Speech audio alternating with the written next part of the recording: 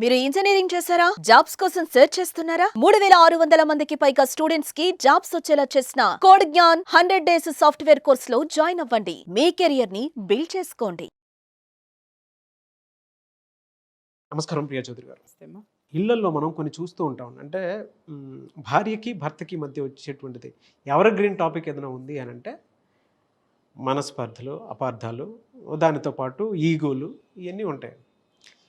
కొన్ని సర్వసాధారణం, కామన్ అనుకున్నాం. బట్ కొన్ని విషయాలు అంటే కొంచెం ఎక్స్ట్రీమ్ మాట్లాడుకుంటే మనం భర్త పొద్దున్నుంచి సాయంత్రం వరకు ఆఫీస్లో పనిచేసి వస్తే భార్య అదంతా అప్డేట్ తీసుకొచ్చి నాకు చెప్పాలి కదా అని అడిగేటువంటి వాళ్ళు ఉన్నారు.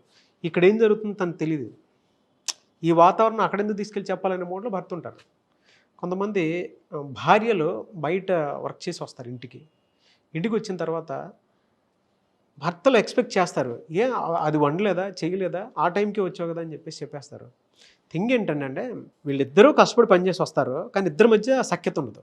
ఆ సఖ్యత కూడా ఏ విధంగా ఉంటుంది అని అంటే ఈగోతోటి డబుల్ గేమ్ ఆడడానికి రెడీ అయిపోతారు. ఎవడి పర్సనల్స్ వాడు తవ్వుకుంటూ వెళ్ళిపోతారు తప్ప ఉన్న దాంట్లో ఒక్క చోట ఆగి ఇలా చేసుకుంటే బాగుంటుంది అనేటువంటి ఆలోచన అయితే ఉండదు. మనం చాలాసార్లు దీని మీద మాట్లాడుకున్నాము. బట్ వాళ్ళు ఉన్న దానికి ఏంటంటే ఇండివిజువాలిటీ పెరిగిపోతుంది. భార్య నా ఇష్టం అంటే నా ఇష్టం, భర్త నా ఇష్టం అంటే నా ఇష్టం అనే మోడ్లో ఉన్నారు. ఇంకేంటంటే వీళ్ళ పొద్దునంతా బాగా కష్టపడి పనిచేసి వస్తారు, రాత్రికి వీళ్ళకి నిద్ర ఉండదు. నిజం, ఇది రెగ్యులర్గా జరిగేది. కింద కామెంట్ బాక్స్లో దీని మీద పోస్ట్ చేసేటువంటి వాళ్ళు చాలామంది ఉన్నారు. ఎందుకంటే ప్రతి ఇళ్లల్లో తెలియకుండా రెగ్యులర్గా జరిగేటువంటి సెన్స్ ఇది. ఎలా దీన్ని ఏ కోణంలో చూడాలి, ఇంకా వాటికి అంత ఉండవా? ఫస్ట్ మీరు అడిగిన దానికి ఫస్ట్ సమాధానం చెప్తా. ఏంటి అంటే, ఇప్పుడు భర్త బాగా కష్టపడి వెళ్తాడండి, ఆ ఇంటికి వెళ్ళంగానే ఏం జరిగిందో మొత్తం అప్డేట్ ఇవ్వమని కూర్చునే భార్యలు ఉంటారు. ఎందుకు కూర్చుంటారు మీకు ఏమన్నా తెలుసా? ఎందుకు కూర్చుంటారంటే వాళ్ళకి పనేం లేదుగా. ఎందుకంటే ఇంట్లో గిన్నెలు కడగడానికి పని మనిషి ఉండే, ఇల్లు తొడవడానికి పని మనిషి ఉండే, తర్వాత బట్టలు ఉతకడానికి వాషింగ్ మెషిన్లు ఉండే, అన్నీ ఉన్న తర్వాత ఇంట్లో వాళ్ళకి బ్రెయిన్ అంతా ఎక్కడ ఆలోచిస్తుంది అని అంటే మొగుడు ఏం చేస్తున్నాడు అనే దాని మీద, మొగుడు ఏం చేస్తున్నాడో తెలుసుకోవాలనే దాని మీద. మరి ఒకప్పుడు ఎందుకు ఇవన్నీ లేవు అని అంటే, పొద్దున్నే లెగిస్తే ఇల్లాలు పొద్దున్నే 4 లేసి ఇల్లు ఉండేది, ఇంటి ముందట వాకిలు ఉండేది, వాకిలి కల్లాపి చల్లి, తర్వాత ముగ్గులు పెట్టి, తర్వాత పొయ్యి వెలిగించి, కాస్త వేడి నీళ్ళు కాసిన దగ్గర నుంచి అన్నీ చేసి, మళ్ళీ బట్టలు ఉతుక్కోవాలి, బట్టలు మడత పెట్టాలి, తర్వాత ఇస్త్రీలో ఉంటే చేసుకోవాలి చేయించేవాళ్ళు కాదు. చేయించడం అంటే మగవాళ్ళ బట్టలు పట్టు చీరలు మాత్రమే ఒకప్పుడు ఇస్త్రీకి వెళ్ళేవి బాస్. ఈ రోజున పిల్లాడు వేసుకునే షెడ్డీ దగ్గర నుంచి పోతుంది ఇస్త్రీకి. ఇవన్నీ ఎవరు చేసేవాళ్ళు అంటే ఇంట్లో ఉన్నటువంటి ఇల్లాలు చక్కగా తన పని తాను చేసుకునేది. అది బానిసత్వం కింద కూడా ఒకప్పుడు మారింది. దాన్ని నేను ఖండిస్తున్నాను.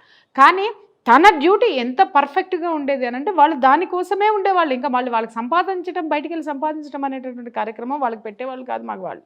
సో ఆవిడ పని ఏంటి అని అంటే పొద్దున్నే లేవగానే ఇంటిని చక్కబెట్టుకోవాలి, అలాగే తను చక్కగా ఉండాలి, అలాగే ఉన్నటువంటి పనులన్నీ కూడా తనొక్కటే చేసుకోవాలి. పని వాళ్ళు లేరు.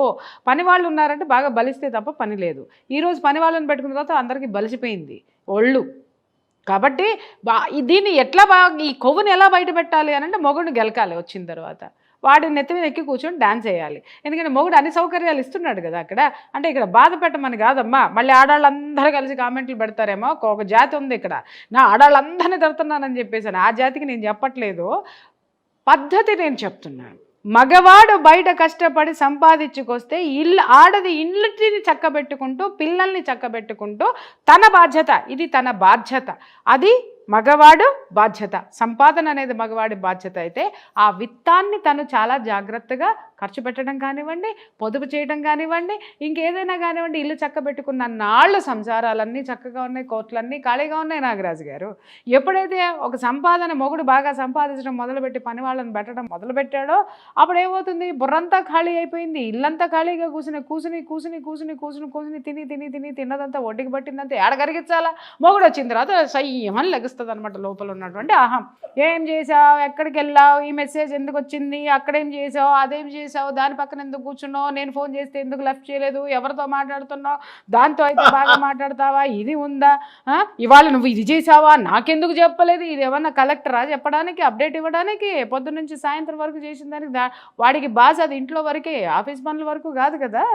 చెప్పడానికి ఇలా మొదలుపెట్టిన తర్వాత ఇక వాడికి కొంపకు వచ్చిన తర్వాత పెళ్ళాన్ని ముద్దు పెట్టుకోవాలన్నా లేకపోతే పెళ్ళాన్ని ముద్దుగా మాటలు చెప్పాలన్నా అది ముద్దు మాటలన్నీ మాట్లాడుతూ ఉంటుంది వచ్చిన తర్వాత. వీడికి ఎక్కడో కాలుతుంది, ఇక మొదలవుతుంది ఏందే నీకు చెప్పేదని వీడంటాడు, నాకెందుకు చెప్పవు, అసలు నువ్వేంటి నీ కథ ఏందని ఇది లేవటం. ఇద్దరు రెండు కలిపి ఏం జరుగుతుంది నాగరాజు గారు అక్కడ? యుద్ధం కాదు, చెప్పాను కదా ఇందాక ఒక ఎపిసోడ్లో చెప్పుకుందాం, కుక్కలు చింపిన విస్తరలాగా జీవితం ఏమో విస్తరైపోతుంది. చించుకొని కొట్లాడుకొని మనశ్శాంతి లేదు, జీవితం అంతా కూడా మనశ్శాంతి లేకుండా ఆ విధంగా చేసుకుంటున్నారు.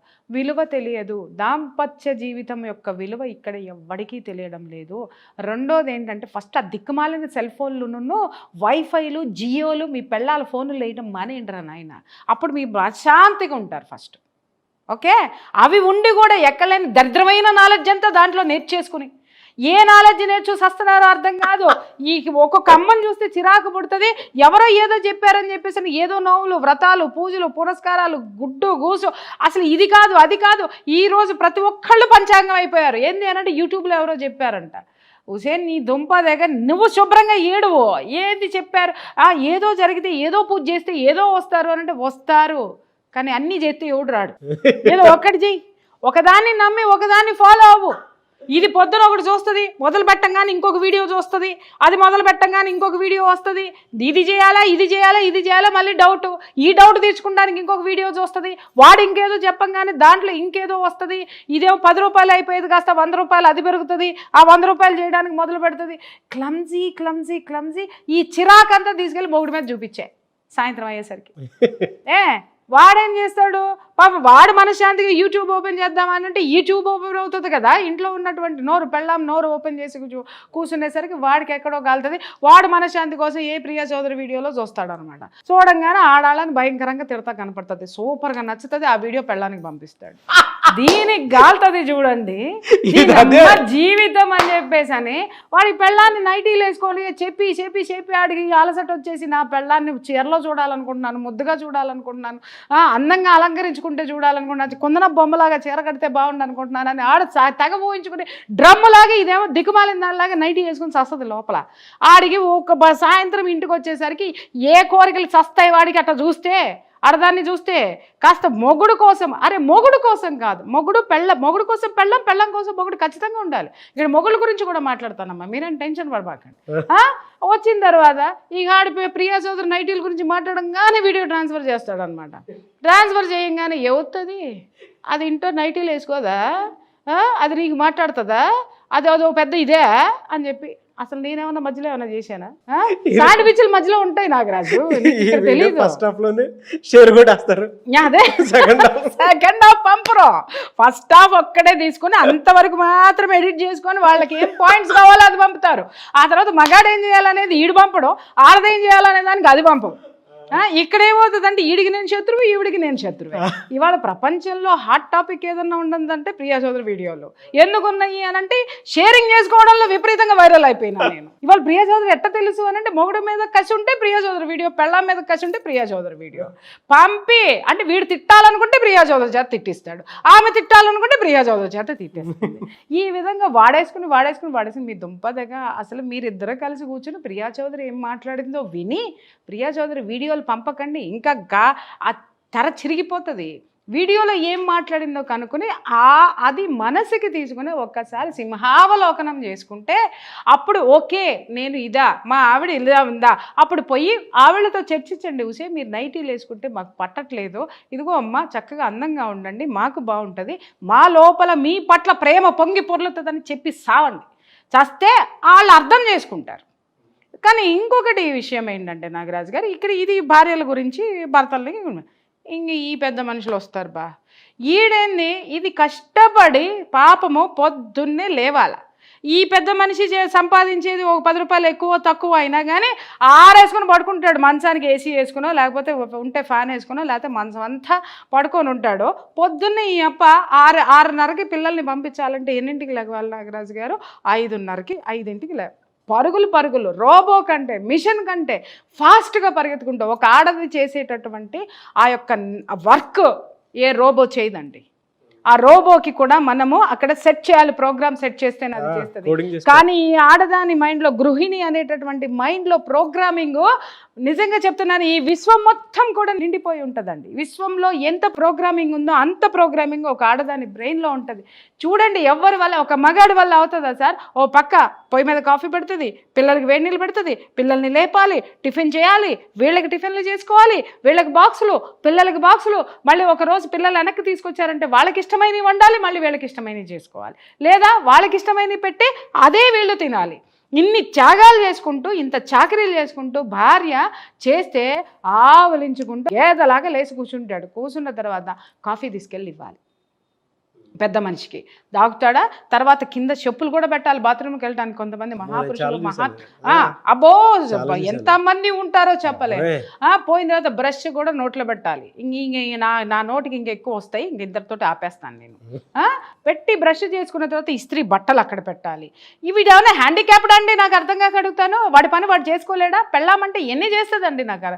తర్వాత మళ్ళీ ఇది పరుగులు పెట్టాలి. ఈ పెద్ద మనిషి మాత్రం స్కూటరో కారో వేసుకుని బుర్రను పోతాడు. అదే క్యాబ్లోనో సావాలి, ఏది ఆ కార్లోనో దేంట్లోనో దాని అది సావాలి. వీడికంటే ₹1 ఎక్కువ సంపాదించిన సాయంత్రం అయ్యేసరికి దాని రూపాయిని వీడు ఎలా పొదుపు చేస్తాడో దానికి ఎక్స్ప్లెయిన్ చేస్తాడు. వీడు రూపాయి తీయడండోయ్, వీడు ఎంత సంపాదిస్తున్నాడో చెప్పడండోయ్, వీడు ఏం చేస్తున్నాడో కూడా చెప్పడండోయ్. కానీ దాని రూపాయి అది ఎలా దుర్వినియోగం చేస్తుందో, పొరపాటున అదేమన్నా చీర కొనుక్కుంది అనుకుందాం, పొరపాటున పుట్టింటికి ఒక ₹100 పంపించింది అనుకుందాం, లేకపోతే ఇంకేదైనా పుస్తకం ఏమండి పలానా అది కొనుక్కుందాం అని అందో, అసలు దీనికి పొదుపు కథలు చెప్పేస్తాడు అనమాట. ఇది ఎలా బతకాలో చెప్పేస్తాడు, ఇది ఎలా వేస్ట్ చేసేస్తుందో చెప్పేస్తాడు. అసలు విషయం ఏంటంటే ఇది కట్టుకుందో ఒక వేస్ట్ గాడిని. అది వాడు గుర్తిస్తే ఇంకా బాగుంటుంది. ఈ మాటలు అయితే మాట్లాడు.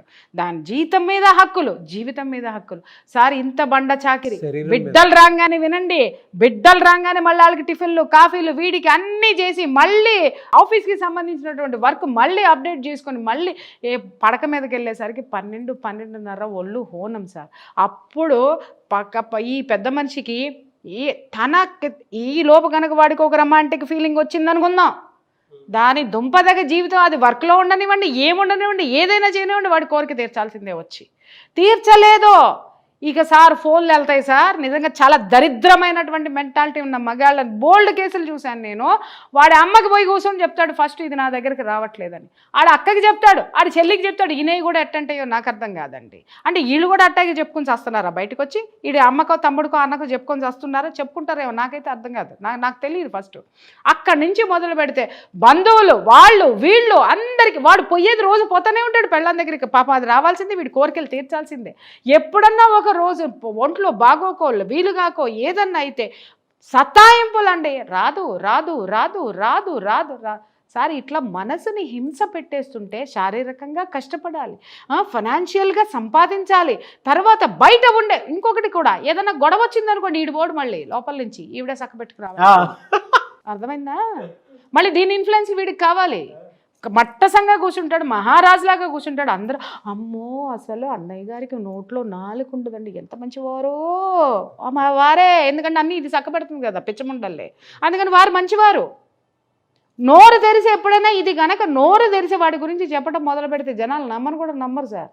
ఎందుకని అంటారేమో, నోరేసుకుని పడిపోయేది ఇది కనపడుతుంది కదా ప్రపంచంలో. నోరేసుకుని ఏ సమస్య వచ్చినా నోరేసుకుని పడ్డానికి దీన్ని దోస్తాడు ప్రపంచంలోకి, ఇది కనపడుతుంది. వాడు కింద నల్లిలాగా దాని రక్తం ఎంత పీలుస్తాడో ఎవరికి తెలుసు సార్? ఎంతమందికి తెలుసు సార్? దాని రక్తం ఎంత పోయిందో ఎవరికి తెలుసు సార్? భార్యాభర్తలు అంటే ఎలా అయిపోయిందంటే 5 నిమిషాల కోరిక తీర్చుకునేటటువంటి వస్తువుల కింద తయారైపోయినారు ఇవాళ. నిజంగా చాలా చాలా చాలా జాలి పడుతున్నాను వాళ్ళ మీద. నాకు అద్భుతమైనటువంటి సింపతి అయితే మాత్రం ఉంది నాకు, to be frank I tell you. ఈ పెళ్ళి అంటే ఏంటి అనంటే ఆడటు ఈడిటు ఉండలేక ఇద్దరూ కలిసి ఒక గొడుగు కిందకి ఎందుకు వస్తారో ఎవరికైనా అవగాహన ఉందా? కట్నం కోసం ఒకటి చెప్తాడు, ఆస్తి వస్తుందని ఒకటి చెప్తాడు, ఉద్యోగం చేసే పెళ్ళాన్ని దొరికితే నన్ను పోషిస్తుందని ఒకటి అనుకుంటాడు, లేకపోతే వాడిని చేసుకుంటే వాడు అన్ని కార్లు ఉన్నాయి అన్ని మేడలు ఉన్నాయి కాబట్టి ఇది నేను చేసుకుంటున్నానని ఇది వస్తుంది, లేకపోతే ఏవో ఆర్థిక పరమైనటువంటి లావాదేవీలు తప్ప హార్దికపరమైనటువంటి మానసిక సంతృప్తితో కూడినటువంటి దాంపత్య జీవితాలు ఎన్నున్నాయి వాళ్ళ జీవితంలో చెప్పండి ప్రపంచంలో? తెలుసా అసలు వీళ్ళకి ఎవరికైనా? ఒక్క విషయం ఇక్కడ తెలుసుకోండి నాగరాజు గారు, దాంపత్య జీవితం అనేది, ఆ సంసార జీవితం అనేది ఎంత అద్భుతంగా ఉండాలి అని అంటే నీ జీవితం మొత్తం దాంట్లోనే ఉంది, నీ తలరాత దాంట్లోనే ఉంది, నీ యొక్క జీవన విధానం దాంట్లోనే ఉంది, నీ బిడ్డల యొక్క భవిష్యత్తు కూడా దాంట్లోనే ఉందన్న సత్యాన్ని ఈ దంపతులు తెలుసుకుంటే అద్భుతం.